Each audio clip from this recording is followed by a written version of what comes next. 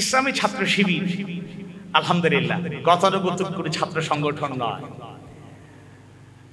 একজন বড় ব্যক্তি একটা সংগঠনের সেন্ট্রাল প্রেসিডেন্ট একটা আপত্তিকর মন্তব্য করার পরও ইসলামী ছাত্র শিবির সবাই নীরব। আজকে সকালে আসার সময় ঢাকায় একজন ভাই দেখলাম সোশ্যাল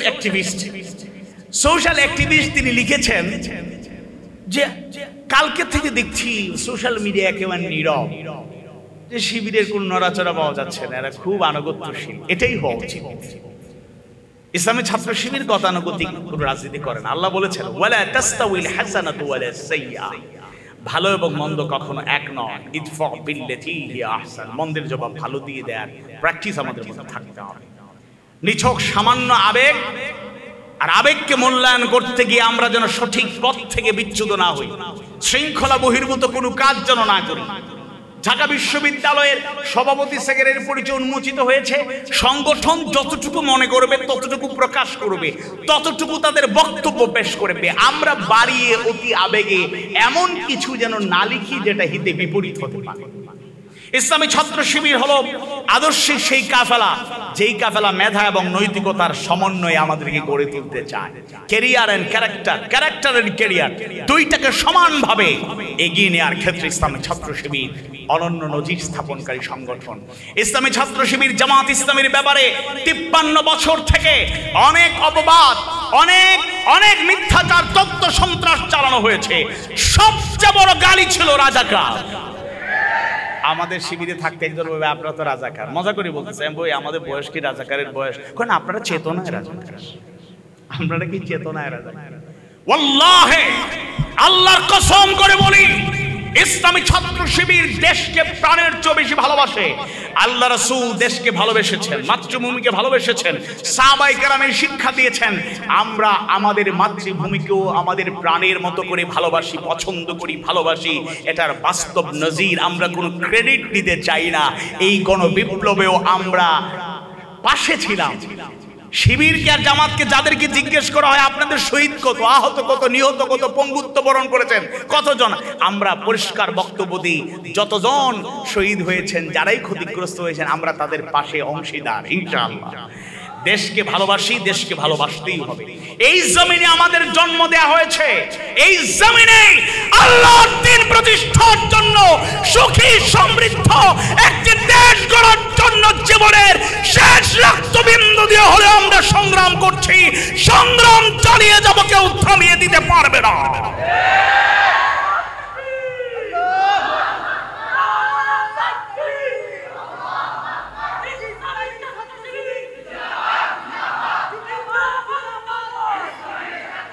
মুক্তিকামী ছাত্র জনতার প্রাণের স্পন্দন, আদর্শিক সংগঠন বাংলাদেশ ইসলামী ছাত্র শিবির সুনামগঞ্জের ঐতিহ্যবাহী সদর উপজেলা কর্তৃক আয়োজিত সেরা সেমিনার 2024-এর উপস্থিত সভাপতি, সুনামগঞ্জ জেলা শাখার সভাপতি ছাত্রনেতা মনিরুজ্জামান পিয়াস, সঞ্চালক সদর উপজেলার কান্ডারি স্নেহাস্পদ প্রিয় মাজেদ ভাইয়া, উপস্থিত সেরা সেমিনারের প্রধান অতিথি, গণমানুষের প্রিয় সংগঠন মুক্তিগামী জনতার প্রাণের স্পন্দন, আল্লাহর জমিনে তার দিন প্রতিষ্ঠার প্রত্যেক দীপ্ত কাফেলা বাংলাদেশ জামাত ইসলামী সুনামগঞ্জ জেলা শাখার মহতারাম আমির অধ্যক্ষ মাওলানা তোফায়েল আহমদ খান অত্যন্ত মূল্যবান আলোচনা পেশ করেছেন এবং সিরাতের মৌলিক কথাগুলো তিনি বলে দিয়েছেন। বৃহত্তর সুনামগঞ্জের রত্ন, আলেমে দ্বীন, ইসলামী চিন্তাবিদ অধ্যক্ষ মাওলানা আব্দুস সাত্তার হাফিজাহুল্লাহ তাআলা, উপস্থিত সুধীজন, ইসলামী ছাত্র শিবিরের দায়িত্বশীল বৃন্দ, সাংবাদিক বন্ধুগণ, মিডিয়া ব্যক্তিত্বগণ, প্রশাসনের বিভিন্ন পর্যায়ের দায়িত্বশীল ব্যক্তিবর্গ, কলিজার টুকরো ইসলামী ছাত্র শিবিরের কর্মী এবং দায়িত্বশীল ভাইরা, আল্লাহ তাআলা শুকরিয়া আদায় করছি যিনি আমাদেরকে সুন্দর একটি পরিবেশে সেরা সেমিনার করার সুযোগ দিয়েছেন। আলহামদুলিল্লাহ, সুদীর্ঘ সময় আমরা উন্মুক্ত ময়দানে, উন্মুক্ত পরিবেশে কথা বলা থেকে বঞ্চিত ছিলাম। আল্লাহ সুবহানাহু ওয়া তাআলা এরকম একটি পরিবেশ আমাদেরকে তৈরি করে দিয়েছেন। মাবুদের দরবারে কৃতজ্ঞতা। আলহামদুলিল্লাহ, আলহামদুলিল্লাহ রাব্বিল আলামিন। আমার আলোচনার বিষয় হচ্ছে সর্বোত্তম আদর্শ মুহাম্মদ সাল্লাল্লাহু আলাইহি ওয়াসাল্লাম প্রেক্ষিত কিশোর যুবক। অর্থাৎ আলোচনাটি মূলত কিশোর এবং যুবকদের কেন্দ্র করেই পরিবেশন উপস্থাপন করতে হবে। আল্লাহ তাআলার কাছে তৌফিক চাই, নির্ধারিত অল্প যে সময় আছে সেই সময়ের মধ্যে আল্লাহ যেন সেই কথাগুলোই বলার সুযোগ দেন যেগুলো আমার জন্য, আমাদের জন্য প্রেরণার একটা উৎস হবে, আমাদের জন্য শিক্ষণীয় দীক্ষণীয় হবে। ইংরেজিতে একটা কথা আছে, Youth is called the golden session of life. যৌবনকে জীবনের সোনালী কাল, সোনালী অধ্যায় বলা হয়ে থাকে। কেউ আছে এখানে আমরা কৈশোর পাড়ি দিচ্ছি যৌবনের পথে, আর অনেকেই তরুণ আমরা এখানে উপস্থিত আছি। 13 থেকে 19 যে সময়টা, এটাও অনেক গুরুত্বপূর্ণ, লাইফের টার্নিং পয়েন্ট, টিনএজ। এই বয়সটা আলাদা ইমোশনাল বয়স। এই বয়সটা যদি যথাযথভাবে নিয়ন্ত্রণ করা যায় তাহলে জীবনে সফলতা আসবে। আমি কোন দিকে পা বাড়াবো, কোন দিকে অগ্রসর হব, এই সময়টা একটা সিদ্ধান্ত নেয়ার একটা গুরুত্বপূর্ণ সুযোগ আছে। আমরা আশা করি আমরা যারা আছি এমন কোনো আলোচনা হয়তো আমরা করতে পারবো না যে আলোচনাগুলো হয়তো আমাদের জানা নেই। কম বেশি আমাদের সবার জানা। যুগে যুগে পজিটিভ চিন্তা থেকে যদি বলি, নবী এবং রাসূল যারা আনি উবুদুল্লাহ ওয়াজতানিবুত তাগুত, আল্লাহর গোলামের দাওয়াত, আল্লাহর গোলামির দিকে মানুষকে আহ্বান জানিয়েছেন, আল্লাহর গোলামিকে প্রতিষ্ঠার জন্য প্রাণান্তকর প্রচেষ্টা চালিয়েছেন, দায়িত্ব পালন করেছেন। তাদের এই দায়িত্ব পালন সহজ হয়ে গিয়েছিল যাদের সহযোগিতায়, তারা তরুণ, তারা যুবক। নবী এবং রাসূলরা সৃষ্টি জগতের সর্বশ্রেষ্ঠ, তাদের সাথে তুলনা করা যাবে না। আর সেই নবী রাসূলদের মধ্যে সর্বশ্রেষ্ঠ সাইয়্যিদুল মুরসালিন, সাইয়্যিদুল আম্বিয়া মুহাম্মদুর রাসূলুল্লাহ সাল্লাল্লাহু আলাইহি ওয়াসাল্লাম। দেখুন, আল্লাহ রাসূলের মিশন এবং ভিশনকে সাকসেসফুল করতে যারা অগ্রণী ভূমিকা পালন করেছিলেন তাদের অধিকাংশই ছিলেন তরুণ আর যুবক। আবু বকর সিদ্দিক রাদিয়াল্লাহু আনহু যখন ঈমান আনলেন, আল্লাহ রাসূলকে সাহস যোগালেন, পাশে থাকলেন, তার বয়স ছিল 37। ওমর ইবনে খাত্তাব রাদিয়াল্লাহু আনহু ইসলাম গ্রহণ করলেন, টকবকে যুবক, বয়স 26। ওসমান বিন আফফান রাদিয়াল্লাহু ইসলাম গ্রহণ করলেন, বয়স 20। আলী তো একেবারেই কম বয়সী ছিলেন, কম বেশি বয়স ছিল 10-এর মতো। জাফর বিন আবু তালেবের বয়স ছিল 18, সাদ বিন আবি ওয়াক্কাসের বয়স ছিল 17। এরকম সাহাবীদের ইতিহাস বর্ণনা করলে দেখা যাবে উল্লেখযোগ্য সেরা সাহাবীরা তরুণ এবং যুবক ছিলেন। আলহামদুলিল্লাহ। আর 5 আগস্ট যে গণবিপ্লব সাধিত হলো, সেখানেও যাদের অবদান সবচেয়ে বেশি তারা ছাত্র, তারা তরুণ, তারা যুবক। কিশোরেরাও ভূমিকা পালন করেছে।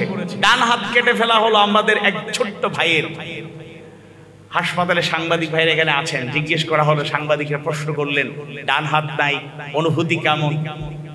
কথা প্রসঙ্গে সেই ভাইটি আবেগ প্রকাশ করলো যে দেশের জন্য, মানুষের জন্য হাত একটা দিয়েছি, তেমন কিছু করতে পারিনি, প্রয়োজনে আরেকটা হাত দেব, প্রয়োজনে পা দেব, দেশ এবং মানবতার কল্যাণের জন্য প্রয়োজন হলে জীবন দেব।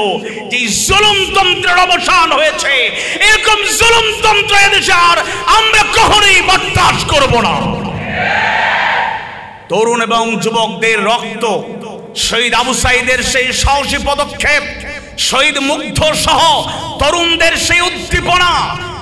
পুলিশ কর্মকর্তা স্বরাষ্ট্রমন্ত্রীকে বলছেন, স্যার আতঙ্কের ব্যাপার। কি আতঙ্ক? গুলি করি মারা যায়, লাশ স্মরণ হয়, গুলি করি আহত হয়, তাকে হসপিটালে নেওয়া হয়, বাকিগুলো দাঁড়ায় থাকে। এদেশের আপামর জনতা, ছাত্র জনতার নেতৃত্বে যখন সিদ্ধান্ত নিয়েছিল আমরা জীবন দিতে প্রস্তুত, রক্ত দিতে প্রস্তুত, যে কোনো ত্যাগ এবং কোরবানির নজরানা পেশ করতে প্রস্তুত, আপোষ করতে প্রস্তুত নই, তখনই বিজয় নিশ্চিত হয়েছে, এছাড়া বিজয় আসতো না। এজন্য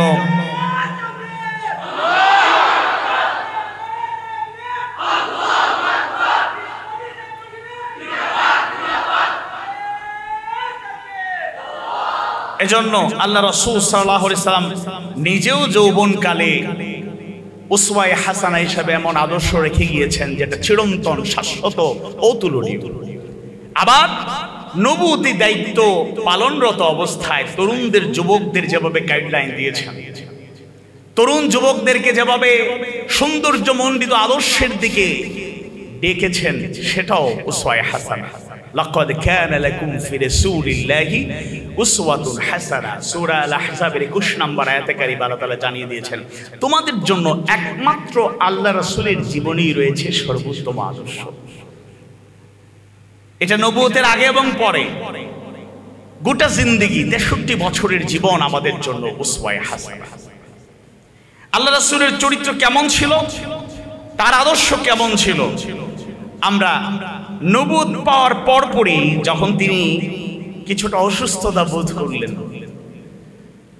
ঘরে ফিরে যখন খাদিজা রাদিয়াল্লাহু আনহাকে আহ্বান জানালেন, জাম্মিলুনি জাম্মিলুনি, আমাকে কম্বল দিয়ে আচ্ছাদন করো, কম্বল দিয়ে আচ্ছাদন করো, এবং তিনি খাদিজা রাদিয়াল্লাহু আনহাকে সেই উদ্বেগটা প্রকাশ করলেন, লাকাদ খাশিতু আলা নাফসি, আমি আবার প্রাণের ব্যাপারে আশঙ্কা বোধ করছি।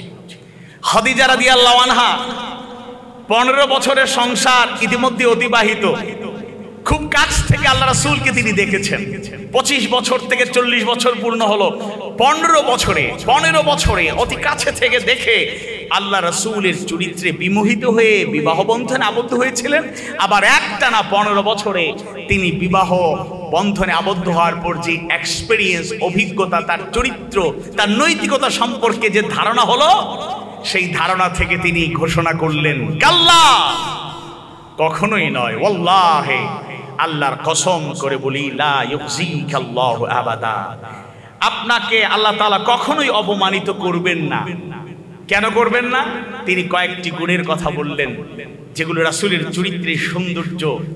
তখনও কিন্তু নবুয়ত পেয়েছেন মাত্র, এর আগের তার চারিত্রিক সৌন্দর্য থেকে তার তরুণকালে, যৌবনকালে, তার সেই গোল্ডেন টাইমে তার চারিত্রিক যে সৌন্দর্যগুলো বিকশিত হয়েছিল, সেগুলোর কথাই তিনি বললেন, ইন্নাকা লা তাসিলু রাহিবা ওয়া তাকরি যায়ফা ওয়া তাহমিলুল কাল্লা ওয়া তাকসিবুল মা'দুমা ওয়া তুঈনু আলা নওয়াইবিল হক। আল্লাহ রাসূলকে উদ্দেশ্য করে খাদিজা রাদিয়াল্লাহু আনহা জানায়া দিলেন, আপনি তো আত্মীয়তার সম্পর্ক রক্ষা করেন, আপনি মেহমানদারি করেন, অসহায় লোকদের বোঝা আপনি বহন করেন, আপনি উপার্জন করে সেই পয়সা, সেই টাকা, সেই সম্পদ অসহায় অভাবীদের মধ্যে বিলিয়ে দেন, এবং আপনি ভালো কাজে সহযোগিতা করেন। সুবহানাল্লাহ। খাদিজা রাদিয়াল্লাহু আনহা আশ্বস্ত করে বললেন, যে গুণাবলীগুলো আপনার আছে, এই গুণাবলীর কারণে আল্লাহ আপনাকে কখনোই কষ্ট দিতে পারেন না, অপমানিত করতে পারেন না। এর মানে আপনার উপর সুসংবাদ, আপনি যা দেখছেন এটা দুঃসংবাদ নয়, এটা সুসংবাদ। সুবহানাল্লাহ। সম্মানিত উপস্থিতি, সম্মানিত ভাইরা, আল্লাহ রাসূল সাল্লাল্লাহু আলাইহি ওয়াসাল্লাম ছোটবেলা থেকেই এমন কিছু আদর্শ রেখে গিয়েছেন যেটা আমাদের জন্য অনুসরণীয়, অনুকরণীয়। তার চরিত্রের তুলনা হয় না।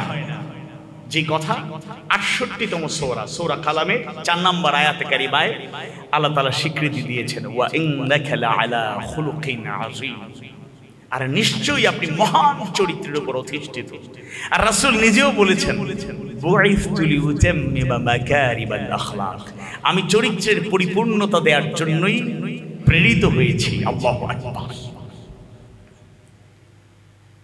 এখানে কিশোর ভাইরা যারা আছেন, তরুণ ভাইরা যারা আছেন, আমরা যদি আত্মবিশ্লেষণ করি, আমাদের মধ্যে এমন কিছু দুর্বলতা আছে যেগুলোকে আমরা বড় মনে করি না, খুব ছোট মনে করি, কিন্তু এটা বড় বড় গুনাহ।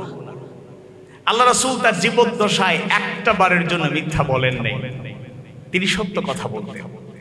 আইয়ামে জাহিলিয়া, days of ignorance, বর্বরতার নিকষ কালো আধারে নিমজ্জিত সেই যুগের মানুষেরা যারা নিজেরাই মিথ্যা বলতো, মিথ্যা ছাড়া কথা বলতে পারতো না, তারাই স্বীকৃতি দিয়ে বলেছিল মুহাম্মদ তুমি শুধু মুহাম্মদ নও, তুমি আস-সাদিক, তুমি সত্যবাদী। সূরা আত-তাওবার 119 নম্বর আয়াতের শেষ দিকে আল্লাহ তাআলা বলছেন ওয়া কুনু মা'আস-সাদিকিন, তোমরা সত্যবাদীদের সঙ্গী হও।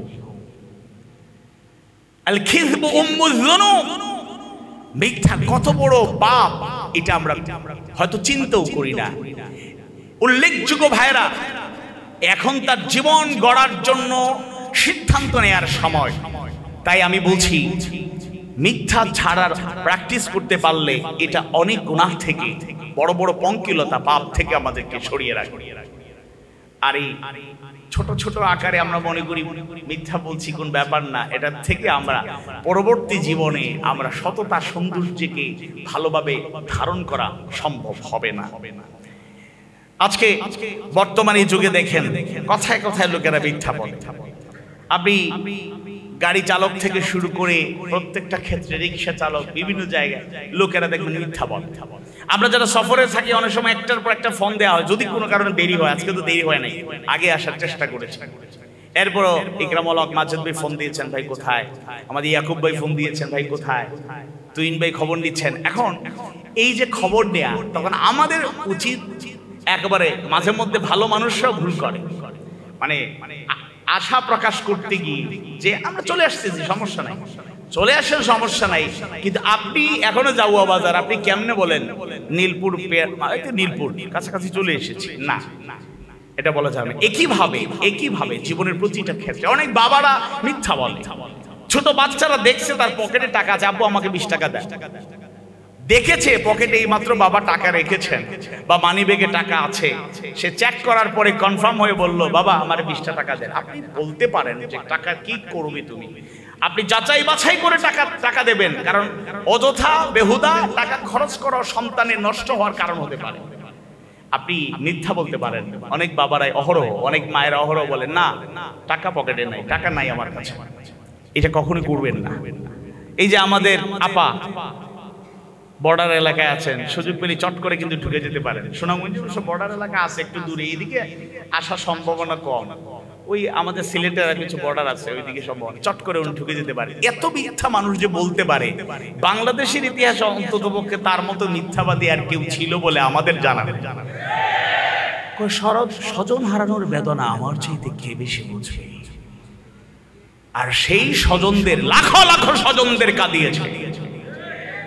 15.5 বছরে হাজার হাজার লোক পৃথিবী থেকে বিদায় নিয়েছে তার জুলুমের কারণে। পঙ্গু হয়েছে অসংখ্য গণিত আদর্শবাদী লোকেরা। মাসের পর মাস, বছরের পর বছর একেবারে বিনা কারণে জেল খাটতে হয়েছে, গুম হয়েছে। আয়না ঘর একটা প্রতীকী নাম, এরকম নাম না জানা কত নির্যাতনের আয়না ঘর তারা তৈরি করেছিল, অথচ তারা বলেছিল জনগণ আমাদের কাছে নিরাপদ। কিন্তু তারা নিরাপত্তাহীনতার মাধ্যমে মানুষের উপর যে জুলুম চালিয়েছে তার প্রায়শ্চিত্ত, তার ফল তাদেরকে ভোগ করে জমিন থেকে বিদায় নিতে হবে। স্বামী মুসলমান কয় আমরা তো আল্লাহর রহমতে একেবারে খারাপ না, 70-80 টাকা নফল নামাজ পড়ি প্রতিদিন। আচ্ছা, যারা বাস্তবেই তাহাজ্জুদ গুজার, ইয়া আইয়ুহাল মুযাম্মিলু কুমিল লাইলা ইল্লা কালিলা নিসফাহু আও ইনকুস মিনহু কালিলা আও জিদ আলাইহি ওয়া রাত্তিলিল কুরআনা তারতিলা। আমরা দুর্বল ইমানদার, কিন্তু আমাদের মধ্যে কিছু লোক তো আছেন যারা মাঝে মধ্যে, নিয়মিত না হইলেও মাঝে মধ্যে তাহাজ্জুদ গভীর রাতে একটু ইবাদত বন্দি করার চেষ্টা করবেন। এখন মোটামুটি খুশু হুদুর সাথে যদি 8 থেকে 12 রাকাত নামাজ পড়ার চেষ্টা করি, দেখবেন 2 ঘন্টা কেমনে যায় বোঝাই যায় না, ফজরের টাইম হয়ে যায়। আর 70-80 রাকাত কেমনে পড়ে আমাদের হিসাবে মিলে না। এরা মিথ্যাবাদী। শুধু এরা মিথ্যাবাদী না, আমাদের দেশের রাজনীতিকে উল্লেখযোগ্য অধিকাংশ লোকেরা কলুষিত করেছে। অন্যতম হাতিয়ার মিথ্যা বলা। কয় সন্ত্রাস মুক্ত বাংলাদেশ চাই, নিজেই সন্ত্রাসের গডফাদার। দুর্নীতি মুক্ত বাংলাদেশ গড়েই তুলব। দেখা যায় দুর্নীতি দমন কমিশনের চেয়ারম্যানের বিরুদ্ধে দুর্নীতির অভিযোগ, এতদিন থেকে স্লোগান শুনলাম সোনার বাংলা গড়ব, নিজেরাই তো সোনার মানুষ হতে পারে না। প্রত্যেকটা লোক মিথ্যা কথা বলেছে, আমাদেরকে ধোঁকা দিয়েছে। আমরা সত্যের পক্ষে অত্যন্ত বলিষ্ঠভাবে এগিয়ে যাবো ইনশাআল্লাহ। আল্লাহ রাসূল সাল্লাল্লাহু আলাইহি সাল্লাম তার জীবদ্দশায় তিনি আমানতদারিতা, অ্যাকাউন্টেবিলিটি, স্বচ্ছতা, জবাবদিহিতা, মানুষের কাছে বিশ্বস্ততার নজির স্থাপন করেছেন, যার কারণে আরবের লোকেরা তাকে এক বাক্যে বলতে বাধ্য হয়েছে, মুহাম্মদ, তুমি শুধু মুহাম্মদ নও, তুমি আল্লাহ আমিন, তুমি বিশ্বস্ত। সুবহানাল্লাহ। আয়াতুল মুনাফিক সালাত, মুনাফিকের আলামত তিনটি। আল্লাহ রাসূল সাল্লাল্লাহু আলাইহি ওয়াসাল্লাম বলেছেন, এক, ইযা হাদাসা কাযাবা, যখন কথা বলে মিথ্যা বলে। ওয়া ইযা ওয়াদা আখলাফা, যখন ওয়াদা করে খেলাফ করে। ওয়া ইযা তুবিনা খানা, যখন আমানত রাখা হয় খেয়ানত করে। আমরা মুসলমান দাবি করি, কিন্তু আমরা মিথ্যা বলি, ওয়াদা রক্ষা করতে পারি না, আমানতের খেয়ানত করি। আবার আরেকটা হাদিসে আল্লাহ রাসূল বলেছেন মুনাফিকের আলামত চারটা, এই তিনটা ঠিক আছে, আরেকটা হলো ওয়া ইযা খাসামা ফাজারা। আমাদের মধ্যে শোনামো যেমন এরকম নাই যে কথায় কথায় ঝগড়া করে, আর ঝগড়া শুরু হইলে গালি কাহাকে বলে কত প্রকার ও কি কি উদাহরণ সহ বুঝিয়ে দেয়। শোনামো যে নাই মনে হয় নাকি? ওই জাহিলি জামানা দূরীভূত হয়ে আলোকচ্ছটায় জাতি উদ্ভাসিত হলো, আবারও জাহিলিয়াত আসবে আমরা চিন্তা করিনি, কিন্তু জাহিলিয়াত থেকে আমরা মুক্ত হতে পারিনি। এখনো নব্য জাহিলিয়াত আমাদের মাঝে এখনো অবস্থান করছে। সম্মানিত উপস্থিতি, কিশোর এবং যুবকদের জন্য আল্লাহ রাসূল উসওয়ায়ে হাসানা, অনন্য দৃষ্টান্ত রেখে গিয়েছেন। কষ্ট নেবেন না, অনেক মুরব্বীরা এখানে আছেন, আমাদের শ্রদ্ধেয় ব্যক্তিরা, আবার কোমলমতি আমাদের সন্তান তুল্য ভাতিজারাও আছেন, ছোট সোনামণি ভাইয়েরাও আছেন। আমরা অনেকেই মনে করুন সেলিম ভাই একজন সাংবাদিক, বা এরকম অনেক লোক আছেন, অনেক ইমাম সাহেব আছেন, খতিব সাহেব আছেন, ওয়ায়েজ আছেন, বাবা আছেন, চাচা আছেন, মুরব্বী আছেন। তারা কি করেন? দেখা যায় সালাম দেওয়ার ক্ষেত্রে একটু অনীহা, সালামের জবাব দিতে খুব পছন্দ লাগে। সালাম দেওয়াও কেন, বহুত মানুষ বলা আসেন ওয়ালাইকুম আসসালাম ওয়া রাহমাতুল্লাহ, ইলা আসেননি রাস্তাঘাটে দেওয়া বা খালি ৮ রাত সালামের জবাব দিরা, তাই দেখো সালাম দৌকান না তো। অথচ আল্লাহ রাসূল সাল্লাল্লাহু আলাইহি ওয়াসাল্লাম অনন্য দৃষ্টান্ত রেখে গিয়েছেন। আল্লাহ রাসূলকে কেউ আগে সালাম করতে পারত না। সুবহানাল্লাহ। আনাস রাদিয়াল্লাহু আনহু قال ان رسول الله صلى الله عليه وسلم مر على خلبان فسلم عليه। আনাস বিন মালিক রাদিয়াল্লাহু আনহু থেকে বর্ণিত, তিনি বলেন, নিশ্চয়ই আল্লাহ রাসূল সাল্লাল্লাহু আলাইহি ওয়াসাল্লাম একদিন কিছু বালকদের পাশ দিয়ে যাচ্ছিলেন, কিছু শিশু কিশোর এদের কাছ দিয়ে যাচ্ছিলেন। ফাসাল্লামা আলাইহিম, অতঃপর তাদেরকে সালাম করলেন। সুবহানাল্লাহ। ছোটদেরকেও আল্লাহ রাসূল সালাম করেছেন, সালাম দিয়ে শিক্ষা দিয়েছেন তাদেরকেও সালাম দিতে হবে। এতে দুইটা উপকার আছে। একটি হচ্ছে তারা খুশি হবে, উৎসাহিত হবে যে আল্লাহ রাসূল আমাদের সালাম দিয়েছেন, বা মুরব্বীরা সালাম দিলে তারা উৎসাহিত হবে আমাদের মুরব্বীরা সালাম দিয়েছেন। আর দ্বিতীয়ত আরেকটা টেকনিক, তারা সালাম শিখে যাবে ইনশাআল্লাহ। আল্লাহ রাসূল সাল্লাল্লাহু আলাইহি ওয়াসাল্লাম বড়দেরকে সম্মান করতেন, ছোটদেরকে স্নেহ করতেন। ফালাইসা মিন্না মান লাম ইয়ারহাম সগীরানা ওয়া লাম ইউকির কাবীরানা। আবার মান লাম ইয়ারহাম সগীরানা ওয়া লাম ইউকির কাবীরানা ফালাইসা মিন্না। অর্থাৎ যারা ছোটদেরকে স্নেহ করে না, বড়দেরকে সম্মান করে না, তারা আমার উম্মত নয়, আমার দলভুক্ত নয়। আল্লাহ রাসূল ছোটদেরকে স্নেহ করতেন, বড়দেরকে সম্মান করতেন, এমনকি সবাইকে সম্মান করার চেষ্টা করতেন। এটা রাসূলের উদারতা, রাসূলের অতুলনীয় শাশ্বত চিরন্তন আদর্শের এক উজ্জ্বল দৃষ্টান্ত। ছোটদেরকে কত স্নেহ করতেন তিনি। নানা হিসেবে হাসান হুসাইন রাদিয়াল্লাহু আনহুমা, তাদের সাথে খেলা করতেন, তারা কাঁধে চড়তেন। নামাজে সিজদারত অবস্থায় একবার ঘাড়ে চড়ে বসার কারণে আল্লাহ রাসূল তার সিজদাকে দীর্ঘায়িত করলেন। সুবহানাল্লাহ। সাহাবীরা প্রশ্ন করলেন, ইয়া রাসূলুল্লাহ, আমরা তো ভয় পেয়ে গিয়েছিলাম, এত দীর্ঘ করলেন, আপনি তো এমনিতেই ধীরে পড়েন, এর মধ্যে আজকে অতিরিক্ত এত বিলম্ব হয়েছে, আতঙ্কিত হয়ে গিয়েছিলাম। আল্লাহ রাসূল বলেন, আমার নাতি হোসাইন আমার কাঁধে চড়ে বসেছিল, চিন্তা করলাম আমি যদি উঠে যাই তাহলে তো আমার নাতি পড়ে গিয়ে কষ্ট পেতে পারে, তাই আমি অপেক্ষা করলাম। তার যখন নামার সময় হলো, সে নামলো, আমি সিজদা থেকে উঠলাম। সুবহানাল্লাহ। আর আমরা একটু বয়স হইতে না হইতে মেজাজ মর্জি খারাপ, বাইচাইতে চিল্লাইলে মসজিদে ঢুকিয়েও জুমাবারে খাপ শুরু হয়ে যায়, মুতুল্লি সব সেক্রেটারি ভূমিকা খারে হয় কত প্রকার। এই বাড়ি কই, বাবার নাম কি তা, দাদার নাম কি তা, মসজিদ থেকে বাড়াও। কিছু মসজিদে লেখা থাকে শিশুদের মসজিদে প্রবেশ নিষেধ। আপনাকে এত বড় স্পর্ধা দিল কে? আপনি যদি অবশ্যই মসজিদে বাচ্চারা হট্টগোল করবে, পরিবেশ বিনষ্ট করবে, এটা আমরা চাই না, কিন্তু আপনি এটা লিখে রাখার ক্ষমতা আপনাকে দেয়া হয় না। 7 বছর হলে বাচ্চাদেরকে রাসূল বলেছেন সালাতের জন্য তাদেরকে উৎসাহিত করো, নামাজি বানানোর প্র্যাকটিস তাদের মধ্যে তৈরি করো, চর্চা করো, তাদেরকে নিয়ে আসো। 10 বছর হলে তাদেরকে নামাজ যদি না পড়ে প্রয়োজনে প্রহার করো। প্রহার বলতে আবার মারিয়া বর্তমান না, যতটুকু শাস্তি, আর প্রহার করতে হলে মারতেই হবে, এটা কিন্তু জরুরি না।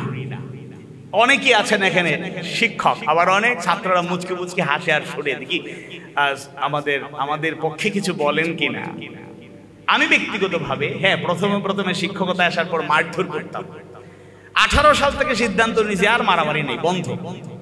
মাঝে মধ্যে ক্লাস নেই, এটা ঠিক আছে, একেবারে রেগুলার টিচারের মতো চাকরি করতে পারছি না, এটা ঠিক আছে, কিন্তু আমার ক্লাসে আমার কাছে কোনো মানে আলাদা কোনো শাস্তির কোনো ব্যবস্থা নেই।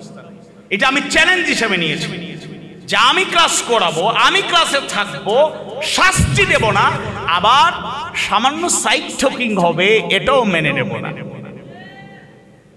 বেত্রাঘাত করে মারিয়া বর্তা বানানোর দরকার নাই। মাঝে মধ্যে কিছু কিছু ভিডিও ভাইরাল হয়, বাচ্চাটাকে মারতে মারতে একেবারে শেষ করে দিচ্ছে। দিস ইজ ইললিগাল, এটা ইসলামও শেখায় না, কোরআনের কোথাও পাবেন না, হাদিসের আদর্শ বিরোধী। মারতে মারতে একেবারে তাকে শেষ করে দিবেন আপনি, এটা তো ইসলামের সৌন্দর্য নয়। আপনি অমানবিক কাজ করছেন। আপনি কি আপনার বাচ্চাকে সেভাবে মারতে পারবেন? যদি মারতে পারেন তাহলে ছাত্রকে মারেন, অনুমতি দিলাম, বললাম, কারণ আপনার বাচ্চাকে মারলে আপনার কলিজায় লাগে, কলিজায়।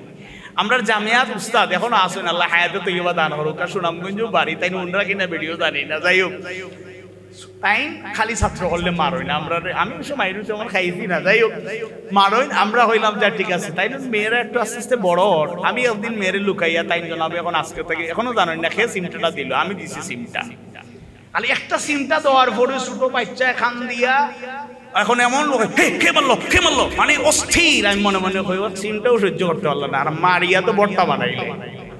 যাই হোক, এজন্য ছোট্টবেলা থেকে নামাজের জন্য বাচ্চাদেরকে উৎসাহিত করা হবে, তারা মসজিদে আসবে, হট্টগোল করুক এটা আমরা চাই না, কিন্তু মসজিদ থেকে বের করে দেওয়ার মতো মেন্টালিটি যাদের মধ্যে আছে এটাও অ্যাকসেপ্টেবল নয়। আল্লাহ রাসূল বড়দেরকে সম্মান করতেন, এমনকি কাফের মুশরিক যারা ছিল তাদেরকে আল্লাহ রাসূল সম্মান করতেন। আমি বেশি সময় পাবো না, 3-4 মিনিট আছে। হিলফুল ফুজুল এটা একটা ঐতিহাসিক একটা ঘটনা।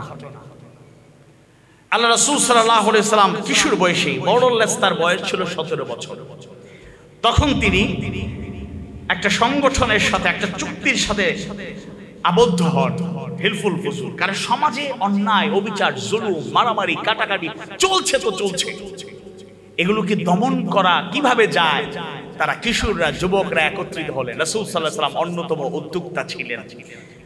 5টা চুক্তি, 5টা শর্ত, 5টা ভূমিকা, 5টা লক্ষ্য তারা স্থির করলেন। 1, আমরা দেশ থেকে অশান্তি দূর করব। 2, পথিকের জানমালের হেফাজত করব। 3, গরিবদের সাহায্য করতে থাকব। 4, মজলুমদের সহায়তা করে যাব। 5, কোন জালেমকে মক্কায় আশ্রয় দেব না। অর্থাৎ একদিকে মজলুমদেরও সহায়ক, অন্যদিকে জালেমদেরও প্রতিরোধ করে তোলার জন্য তারা সিদ্ধান্ত নিলেন। এটাও যুবকদের জন্য, তরুণদের জন্য অন্যতম একটা শিক্ষণীয় বিষয়। সম্মানিত উপস্থিতি, সম্মানিত ভাইয়েরা, মূল কথা যদি বলি তাহলে আল্লাহ রাসূল সাল্লাল্লাহু আলাইহি সাল্লাম শুধুমাত্র তরুণ আর যুবকদের জন্য নয়, গোটা উম্মার জন্য, সকল মানুষের জন্যই উসওয়ায়ে হাসানা হিসাবে অনন্য সুন্দর আদর্শ রেখে গিয়েছেন, যেটা আমরা গ্রহণ করলে আমাদের দুনিয়া আখিরাত উভয় জায়গা সফল কাম আমরা হতে পারবো ইনশাআল্লাহ। আমি শেষ পর্যায়ে 15.5 বছর পরে এরকম একটা সুন্দর পরিবেশে ইসলামের ছাত্র হিসেবে সুযোগ পেয়েছে, এজন্য আল্লাহর শুকরিয়া আবার আদায় করি। সবাই পড়ি আলহামদুলিল্লাহ। কত আসতে আলহামদুলিল্লাহ, হেরান হয়ে গেছেন নাকি আপনারা? টায়ার্ড হয়ে গেছেন, স্লোগান তো বুদ্ধ হয়েছে লাগে আর গরম গরম বেশি আলোচনা করলাম না। আব্দুল সত্তার সাহেব দেখলেও গরম করে নিয়েছেন। আলহামদুলিল্লাহ, আল্লাহ ওনাদেরকে সুস্থ রাখুন, হেফাজত রাখুন। এই মুরব্বীদের আমাদেরকে আরো বেশি খেদমত নেওয়ার জন্য আমরা সুযোগ পাই। আল্লাহ তুমি কবুল করো, আমিন ইয়া রাব্বাল আলামিন। এই জন্য আমি পরিশেষে শিবিরের ব্যাপারে দুই একটা কথা বলে একটু শেষ করি। ইসলামী ছাত্র শিবির আলহামদুলিল্লাহ গতানুগতিক করে ছাত্র সংগঠন নয়। একজন বড় ব্যক্তি একটা সংগঠনের সেন্ট্রাল প্রেসিডেন্ট একটা আপত্তিকর মন্তব্য করার পরও ইসলামী ছাত্র শিবির সবাই নীরব। আজকে সকালে আসার সময় ঢাকায় একজন ভাই দেখলাম, সোশ্যাল অ্যাক্টিভিস্ট, তিনি লিখেছেন যে কালকে থেকে দেখছি সোশ্যাল মিডিয়া একেবারে নীরব, যে শিবিরের কোন নড়াচড়া পাওয়া যাচ্ছে না, এরা খুব আনুগত্যশীল। এটাই হওয়া উচিত। ইসলামী ছাত্র শিবির গতানুগতিক কোন রাজনীতি করে না। আল্লাহ বলেছেন ওয়ালা তাস্তাউইল হাসানাতু ওয়ালা সাইয়্যা, ভালো এবং মন্দ কখনো এক নয়। ইদফা বিল্লাতি হিয়া আহসান, মন্দের জবাব ভালো দিয়ে দেয়ার প্র্যাকটিস আমাদের মধ্যে থাকতে হবে। নিছক সামান্য আবেগ আর আবেগকে মূল্যায়ন করতে গিয়ে আমরা যেন সঠিক পথ থেকে বিচ্যুত না হই, শৃঙ্খলা বহির্ভূত কোনো কাজ যেন না করি। ঢাকা বিশ্ববিদ্যালয়ের সভাপতি সেক্রেটারির পরিচয় উন্মোচিত হয়েছে। সংগঠন যতটুকু মনে করবে ততটুকু প্রকাশ করবে, ততটুকু তাদের বক্তব্য পেশ করবে। আমরা বাড়িয়ে অতি আবেগে এমন কিছু যেন না লিখি যেটা হিতে বিপরীত হতে পারে। ইসলামী ছাত্র শিবির হলো আদর্শিক সেই কাফেলা, যেই কাফেলা মেধা এবং নৈতিকতার সমন্বয়ে আমাদেরকে গড়ে তুলতে চায়। Career and character and career দুইটাকে সমানভাবে এগিয়ে নেওয়ার ক্ষেত্রে ইসলামী ছাত্র শিবির অনন্য নজির স্থাপনকারী সংগঠন। ইসলামী ছাত্র শিবির জামাত ইসলামীর ব্যাপারে 53 বছর থেকে অনেক অপবাদ, অনেক মিথ্যাচার, তথ্য সন্ত্রাস চালানো হয়েছে। সবচেয়ে বড় গালি ছিল রাজাকার। আমাদের শিবিরে থাকতে একজন বলবে আপনারা তো রাজাকার, মজা করে বলতেছেন বই আমাদের বয়স কি রাজাকারের বয়স? কারণ আপনারা চেতনায় রাজাকার, আপনারা কি চেতনায় রাজাকার? ওয়াল্লাহি আল্লাহর কসম করে বলি, ইসলামী ছাত্র শিবির দেশকে প্রাণের চেয়ে বেশি ভালোবাসে। আল্লাহ রাসূল দেশকে ভালোবেসেছেন, মাতৃভূমিকে ভালোবেসেছেন, সাহাবায়ে কেরামের শিক্ষা দিয়েছেন। আমরা আমাদের মাতৃভূমিকেও আমাদের প্রাণের মতো করে ভালোবাসি, পছন্দ করি, ভালোবাসি। এটার বাস্তব নজির। আমরা কোনো ক্রেডিট দিতে চাই না। এই গণবিপ্লবেও আমরা পাশে ছিলাম।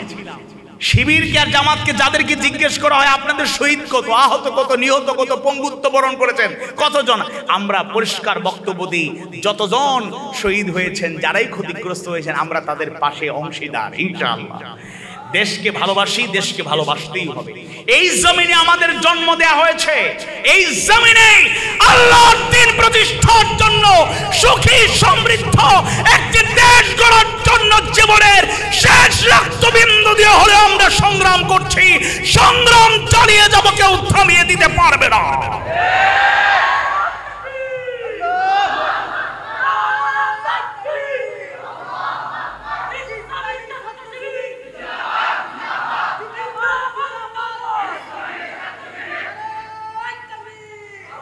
আল্লাহ তাআলা কবুল করুন বলেন আমিন।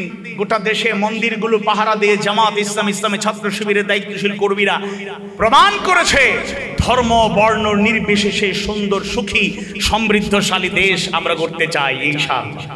1 অক্টোবর কালকে আমাদের সিলেট মহানগরীর যত মন্দিরের দায়িত্বশীল আছেন কমপক্ষে 2 জন করে, মোরলেস 150 থেকে 200 জন ইতিমধ্যে কনফার্ম হয়েছেন।